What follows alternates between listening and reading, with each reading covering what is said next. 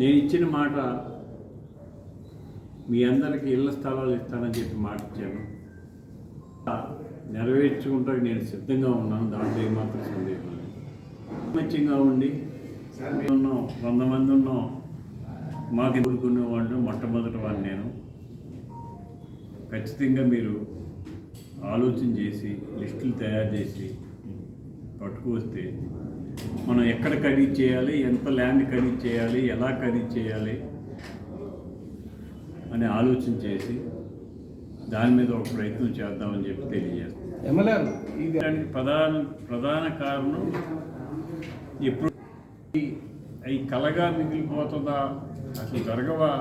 ముఖ్యమంత్రి గారి దగ్గరికి నేను వెళ్ళినప్పుడు కూడా ఆయన నిస్సహాయ స్థితిలో ఇది నా దగ్గర డబ్బు లేదు, ఇప్పుడు అవ్వదని చెప్పి నేను ఇచ్చిన కాగితం పక్కకు పడేసినప్పుడు ఇంకా కట్టించలేము, అప్రోచ్ చేయలేము అనే నిరాశ చెంది కూడా పట్టు విదలుకోకుండా.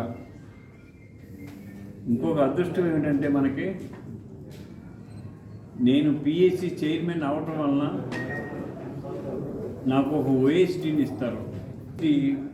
ప్రతి సెక్రటరీకి వెళ్ళి బ్రిడ్జిలు కానీ మావులం గుంపు టెంపుల్ యొక్క బోర్డు కానీ ఏ పని చెప్పినా కూడా దగ్గరుండి ఫాలో చేసి మాట్లాడించాలంటే వాళ్ళు నాతో ఫోన్లో మాట్లాడించి ఏ పని చేస్తున్నాను తప్పితే ఏదో కాలక్షేపం కోసం పని చేయట్లేదు.